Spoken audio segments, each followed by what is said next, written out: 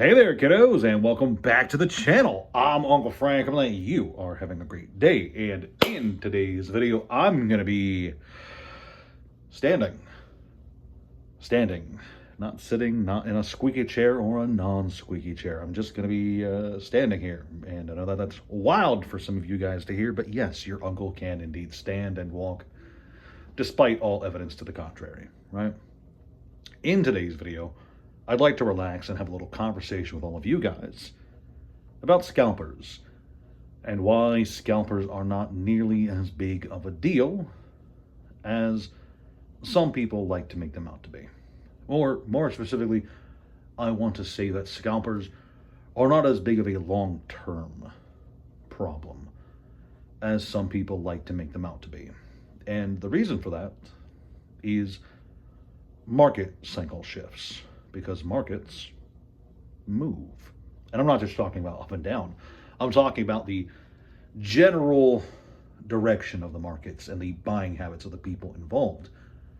They shift constantly. And as markets evolve and shift and change and certain assets rise and certain assets fall, some things become easier to acquire and move, others become harder to acquire and sell and all that jazz. As things shift, the incentives that keep scalpers, flippers, investors, whatever you want to call them, the incentives that keep people like that, especially the short-sighted ones in a market, well, the incentives change and they end up moving on to something else. This is very visible if you're someone like me who is at the very least, generally interested in the trading card and hobbies and collectibles market as a whole. You can see it happen over the last few years where the scalpers and investors moved from the hottest item ever, shoes, to the hottest item ever, trading cards. In the middle, there was a bit of a hottest item ever video games, retro video games for a bit too. But you'll notice that a lot of the people who are buying up everything available at MSRP to flip for massive profits online, they tend to not be in one given corner of the collectibles world for all that long. And the reason is there's a bunch of factors that go into how profits are made and exactly how profitable things can be for any one individual or a group of people. And there's three things, but really only two that I think are important. I'm going to cover all three, though, quickly, and that is interests. Interests change. And those interests themselves change for a variety of reasons. All right? There can be any number of reasons to compel you, yes, you, dear viewer, to go out and want to buy Pokemon cards, or One Piece cards, Dragon Ball Z cards, right? Any number of reasons. Maybe you like the art. You like a specific artist. Maybe you are nostalgic for the anime or you liked the video games. Maybe you actually think that the card game is fun. I know, crazy stuff.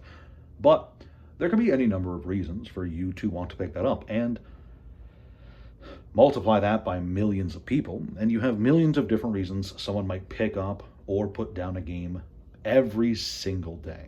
And that does slowly, over time, shift market trends and dictate whether something is profitable or not for a specific person. But those various reasons kind of take a sidestep. That nebulous picking up and putting down of a given property or a collectible or whatever, that takes a back seat a bit when we're talking about scalper incentives, because they don't really care why you want to buy their heavy bags of $200 Pal World boxes, right? They don't care why you're buying their $300 Rift Bound at release boxes. That was a fun time. All they care about is the fact that they can buy it for a low price and sell it for double or triple MSRP the next day. So what do they care about? Well, I said there were three things that really affect these incentives. And the two big ones is competition and patience, or at least in my opinion.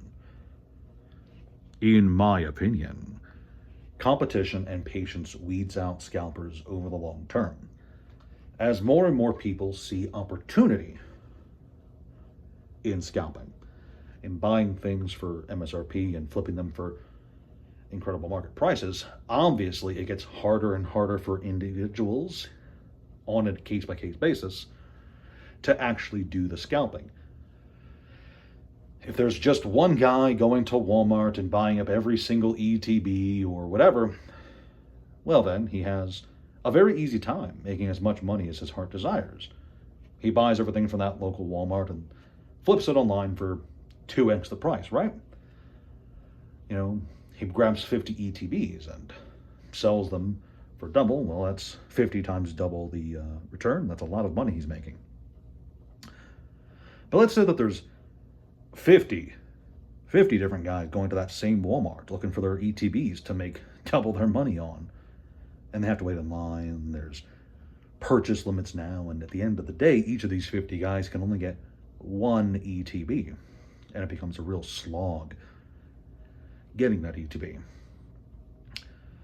And then there's also the fact that those 50 guys don't have just competition at the register. They also have competition in the sales area as well. They all want to make money. They all want to make crazy profits. But at the same time, well, if there's someone out there on eBay or TCG Player or wherever selling that ETB for $1 cheaper, $2 cheaper, $5 cheaper, if there's enough of those guys selling it for cheaper, it gets harder and harder for these guys to make that double return on their investment, right? They have to lower the price a bit and then lower the price a bit as the price goes down. And we've seen this before with Pokemon, especially with the shoe world, especially where it starts with small trickles of downward pricing and quickly becomes a race to the bottom, especially if the market has a drastic shift. But what about that third thing? What's that third thing I was talking about? Well, it's actually the customer, the end user, the guy who actually wants the item. Not to, ostensibly not to sit on it, not to flip it or invest in it. No, they just want the item for what it is. Whatever that reason ends up being, you know. Let's say that I want the new Legend of Zelda toys from Hasbro Pulse. Yeah, that's a good one. Topical, right? No one even knows that those exist. Let's say that there's someone scalping those. There's a bunch of people scalping those right now. And I can't get the most expensive one, the Ganondorf one, because the cheapest one online is like $100. This is all hypothetical. They're not being scalped to my knowledge. Please don't scalp them. But if I see that there's a bunch of people selling these online for double the price, but there's not a whole lot selling, not a lot of people are buying at that price, and I see that every few days the price comes down a bit, well, I do want that Ganondorf toy, right?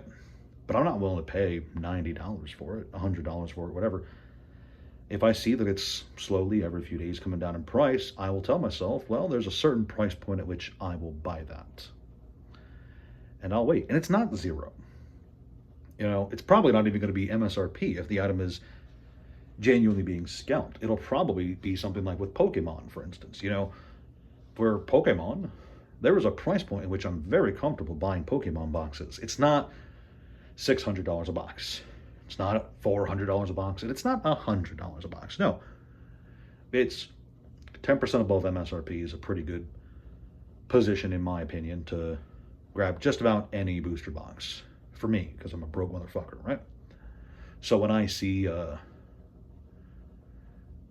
perfect order boxes at 170 and under, or pitch black boxes at 180, I tell myself, that right there is very tempting.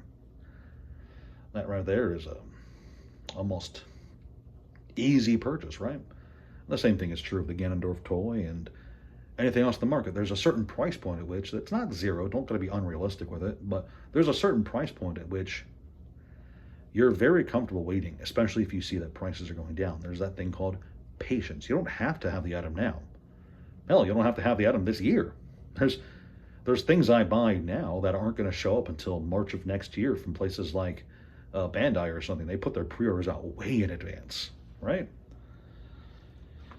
So the third thing that really affects the scalpers and the flippers and the investors is natural market forces will reward the patient, and enough people in the market who are willing to just wait for what they want, assuming that they're making the correct assumption that it will go down, well, they're saving money in the long term by choosing what to buy at a proper rate. Now, maybe they're wrong and things turn around and flip and go up, but at the same time, as long as they are being patient, there's no need to impulse buy something, especially the day after it triples in price, right?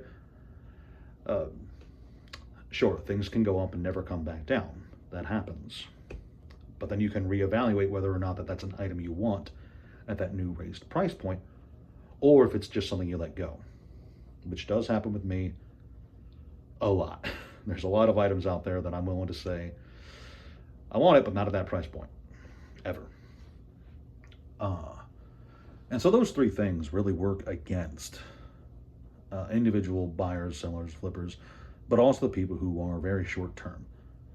You see, the reason I specifically said that this is against scalpers is because a lot of factors don't really play into stores and people with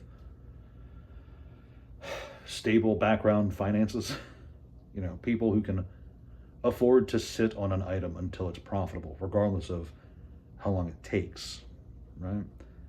They get their boxes from distribution and they don't have to sell them right away to cover the cost of the item. They aren't sitting on credit card charges. They aren't sitting on loans or borrowed money or anything like that. They don't need to churn the product out the door. The people who've truly made it, the stores, the big boys who can afford to take short-term losses in order to secure long-term profits.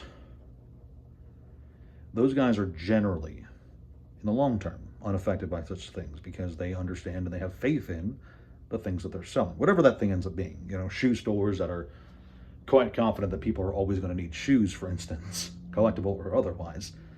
But they're going to stay in business regardless of whether or not the most recent sneaker trend is in their favor or not, because sooner or later people are going to need shoes. The same thing is true of the TCG world.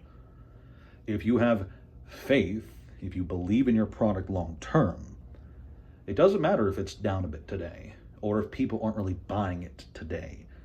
If you have faith in it, if you truly believe that what you have is a winning opportunity, a winning investment, and I'm saying investment here very, very loosely, there are plenty of stores out there that get to where they are by constantly flipping and churning through cash and seeing incremental price returns. But there's also people like that who are, while they're making those flips, they're also putting some cash aside. These are the guys I'm talking about, right? If you're financially sound and you can afford to put some stuff away for the long term, you're unbothered by the short term, is what I'm trying to say here. But if you are the kind of person that so many people rage against, the scalpers and all that jazz, I'm here to say that you're short term for a reason. You're short term because the cards are stacked against you. Sooner or later, the market shifts and you have to move on to something else. And that's just how it is. There's nothing really vilifying there. I don't think it's a bad thing to jump from one profitable venture to another, especially if it's working out for you.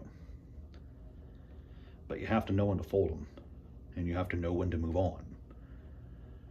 And to the people who are constantly screaming about scalpers in video comments, who are blaming scalpers for Pokemon prices or sneaker prices or video game prices, whatever it ends up being, just remember that in the long term, you don't have to buy these things at elevated prices. You don't have to buy Power World at $200 a box. You can buy the loose singles, and there are loose singles out there, trust me. You can buy the products that you believe in at a price point you're comfortable with. You don't have to engage with the scalpers. The TCG market, especially, is full to the brim of all kinds of underpriced items, underappreciated items that fly under most people's radar, that they'll never know about. They'll never truly understand just how good some of these things are. Some of them are in card games that are currently experiencing scalpers. Some of them are in card games that people have not played in a decade. But there are some really cool stuff. There's really cool things out there. Sealed products, old promos, decks of all sorts, side products. You know, if you're someone who is financially minded, or maybe frugal, I should say. If you're a frugal individual looking to get into the world of TCGs, collectibles, etc., you shouldn't let the scalper boogeyman impact your decisions about what to buy for the short term or invest for the long term. You should educate yourself. See what kind of cool stuff out there is underpriced for how old it is, or how rare it is, or how cool it is.